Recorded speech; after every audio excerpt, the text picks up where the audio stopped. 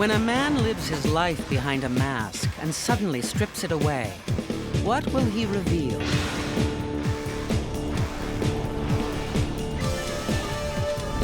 A massage parlor veteran, satisfying her lonely clients. But she's about to get one repeat customer she'd hoped never to see again.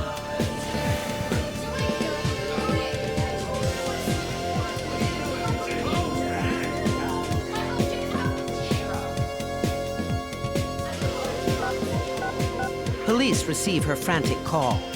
Officers respond at once, but they have no idea what they're walking into.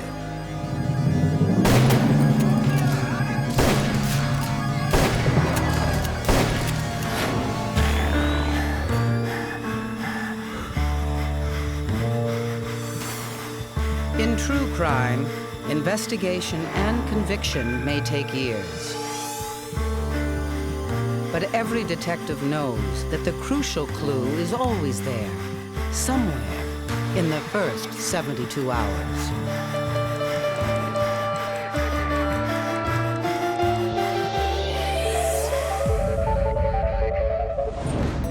Winnipeg, 2002.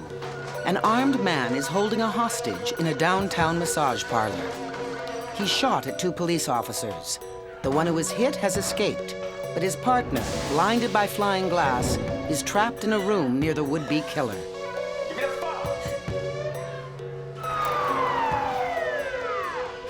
Incident Commander Keith McCaskill is on the scene within minutes.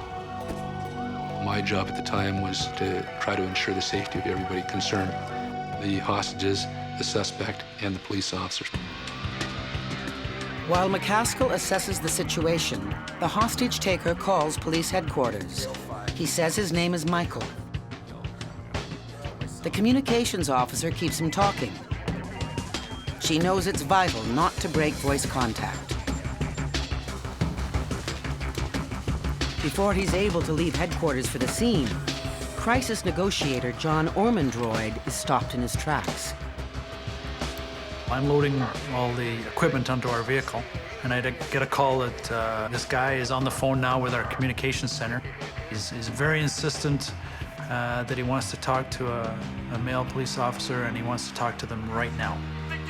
The incident commander is out there, our emergency response team is out there, and we like to be all close together so we can pass on information to each other. So one of us being, a distance from the incident does create problems. Isolated from the team, the negotiator has to stay at police headquarters where he's suddenly plugged into a conversation with the hostage taker. Well, his conversation was very disjointed. He was very agitated. He wasn't making a lot of sense. He was changing subjects from one second to the next. I think at the time I was very nervous about what was going to take place. You understand that, if you do things wrong, you're going to agitate the person, and that may have consequences for the person that's being held hostage. So I sort of went through sort of a mental checklist of the things that I was going to say, but then you fall back on the methods that we use to try and calm somebody down and bring them back to a place where you can talk to them.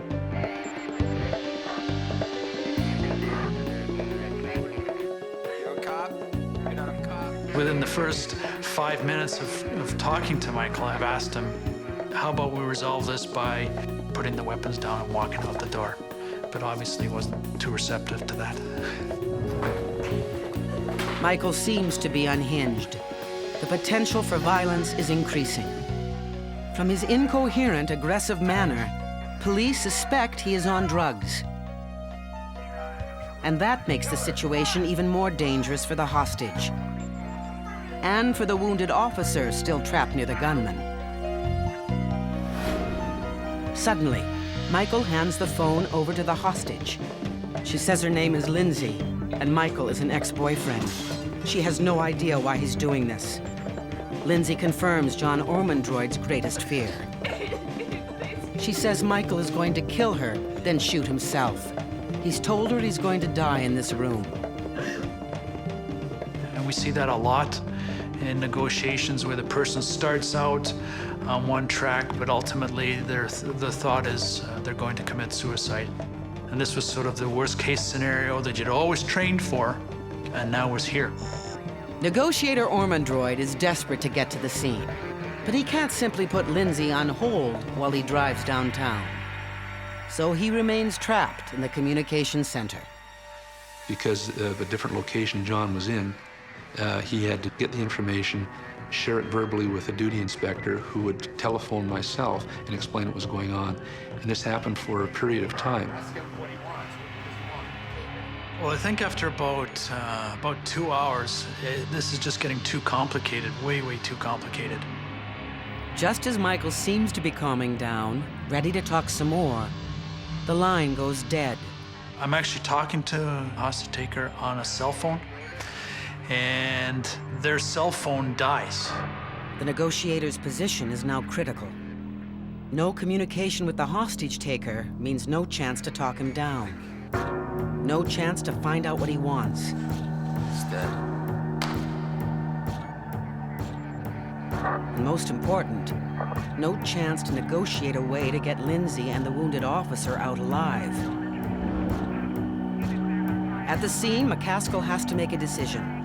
Sit tight or move in and at least rescue the officer.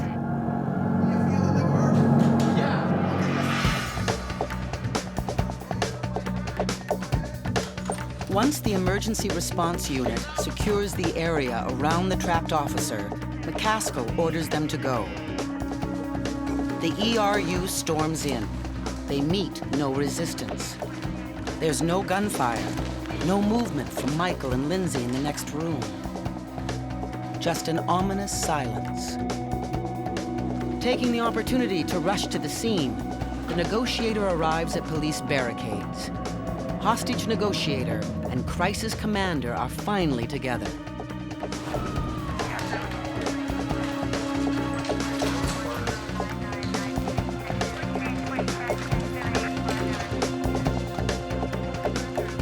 Without phone communication, how is ORMONDROYD going to pick up negotiations with Michael before he carries out his threat to kill Lindsay and himself?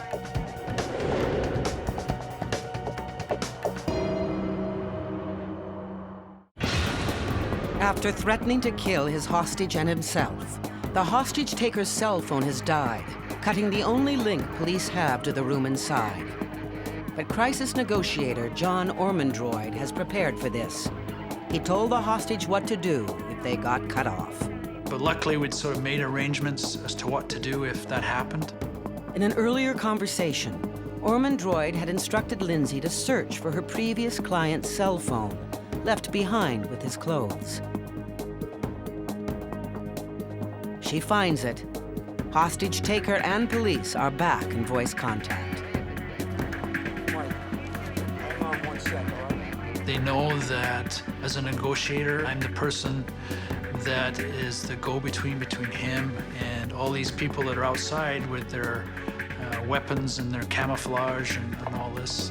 What about letting her go? Shortly after I get there, he has really started to settle down now. And now we are in a position where the conversation isn't as disjointed anymore. The negotiator is finally getting through to Michael. The agreement is made that she can leave. Michael tells Lindsay to get dressed and get out. Releasing her is a sign of good faith on his part. But good faith for what end? He has demanded nothing. No drugs, no food, no money. Police need to figure out what Michael really wants.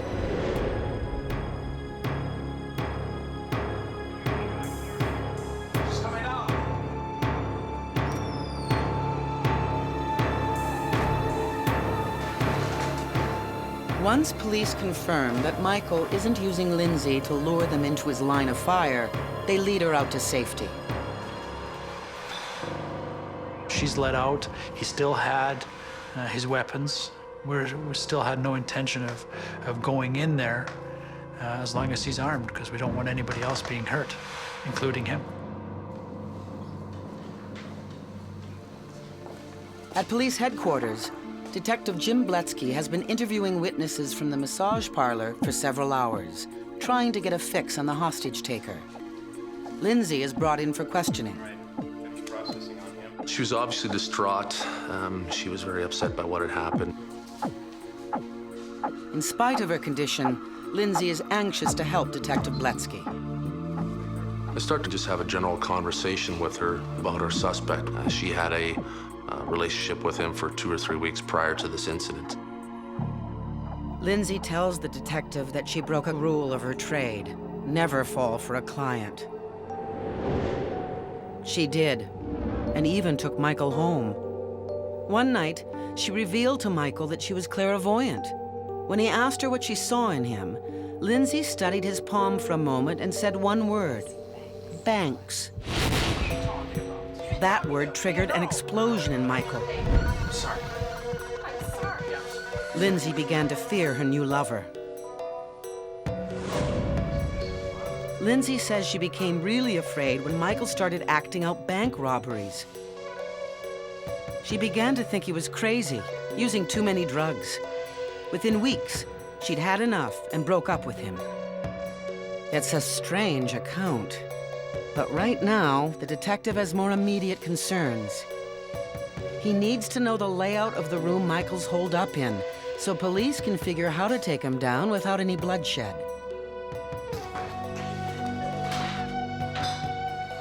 While BLETSKY has been questioning Lindsay at police headquarters, the standoff continues at the massage parlor. Only now, Michael is starting to confide in ORMONDROYD, claiming he's a legendary bank robber. At that point in time, he makes reference to a number of incidents that had been happening in the city of Winnipeg over the last few years. I immediately realized what he was talking about. I think I had to pull my jaw up off the floor first. And now I'm madly scrambling and writing notes saying, you know, you better get this information out right away just in case he is. Initially, there was some skepticism as to whether, you know, maybe he's just read about it all in the newspaper and he's wanting to, you know, fulfill an ego thing. And I was almost caught in a real quandary because there was part of me that wanted to interrogate him and find out more about the incidents. But then there's the other part of me that realizes that as a negotiator, my job is to get this person out.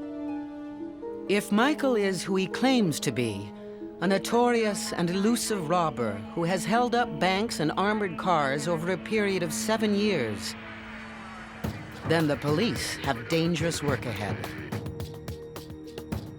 As part of the investigative team tracking the violent bandit, as he pulled off one armed robbery after another, Detective BLETSKY well knows the nature of his crimes.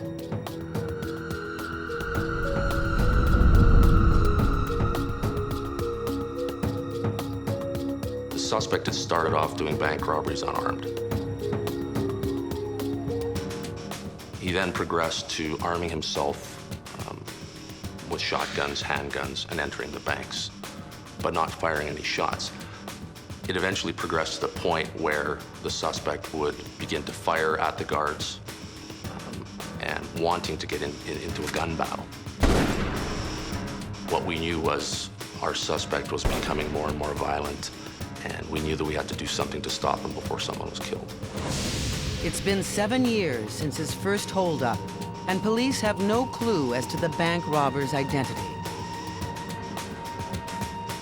So far, he's committed 35 cleverly executed robberies, always working alone.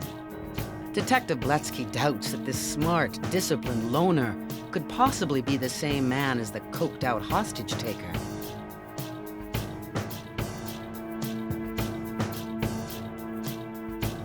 He asked Lindsay to tell him anything she might know about Michael's claims of having a wild career as an infamous bandit. She says he had described his bank holdups with an insider's knowledge. And she believes he wasn't just bragging when he said he'd moved on from robbing banks to the more challenging armored cars. BLETSKY's heard enough. I made the conclusion at the time that he more than likely was our suspect, and he was responsible, and he was now holed up on the second floor. The standoff has lasted 6 hours. The negotiator has gradually won Michael's trust. I think between midnight and 1 o'clock in the morning, he's becoming a little more receptive. The conversation is becoming more positive. Now I'm starting to get the feeling that I can talk to him about coming out. We all wanted to see it resolved. We wanted to be able to talk to this guy afterwards and find out, everything that he'd done. So there was a lot of incentive to keep things going. At last, ORMONDROYD gets an indication that the impasse might break. He agrees that at about 3:30 in the morning, he would dismantle his weapons and walk out. But an hour before the 3:30 deadline, without warning, Michael has another violent outburst.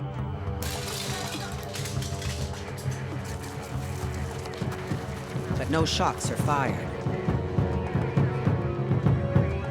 Once again, there is only an ominous silence. And at 3:30, nothing happens. We try calling him back, and there's no answer on the phone. Is Michael playing cat and mouse?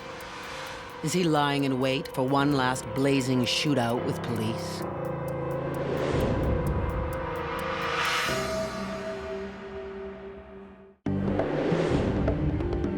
Michael, a violent hostage-taker who claims to be a notorious armed bandit, has been holding police at bay for most of the night.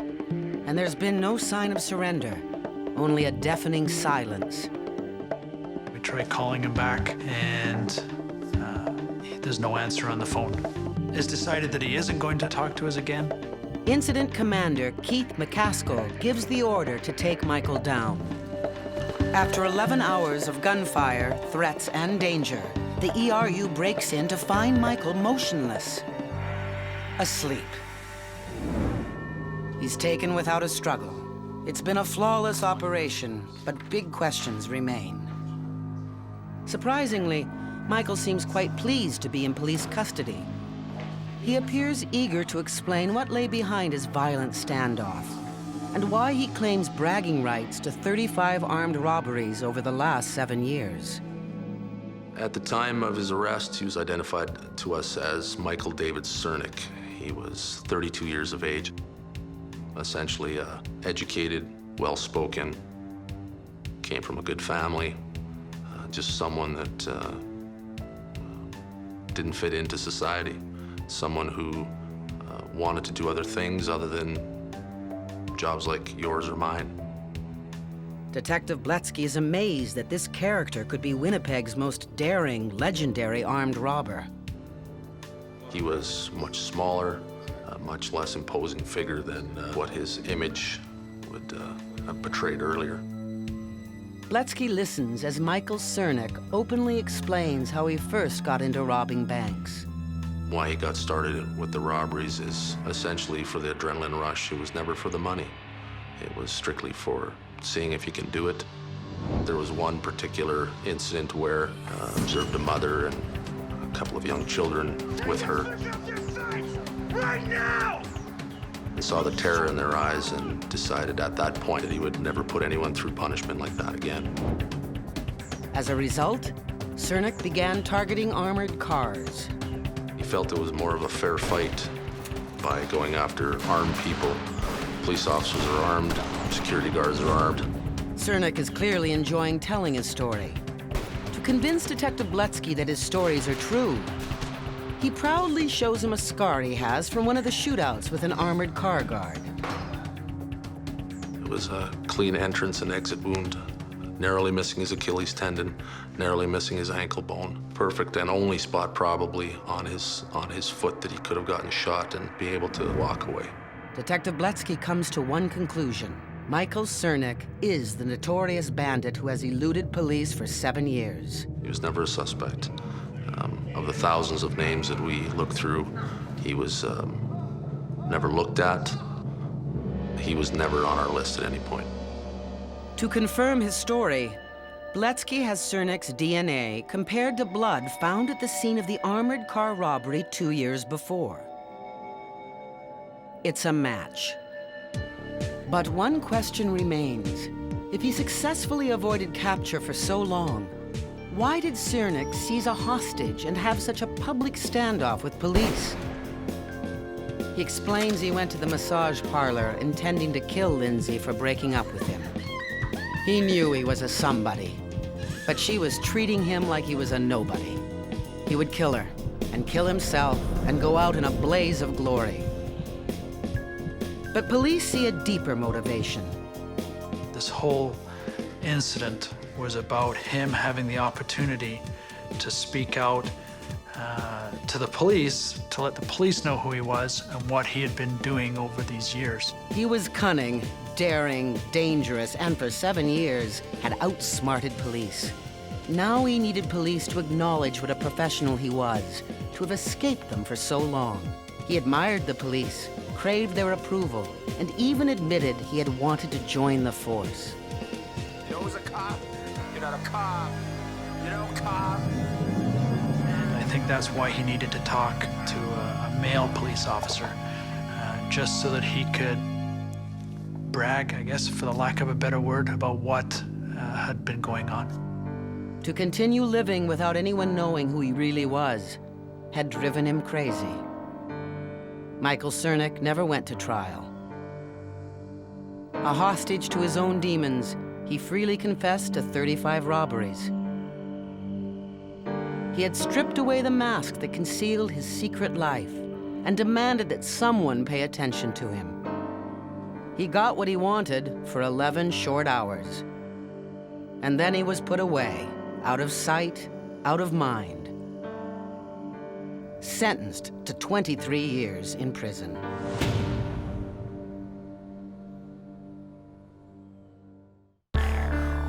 The stories on 72 Hours are true. The detectives and forensic scientists are the ones who actually worked on the case. The names of the victims are fictitious. The names of the convicted are real.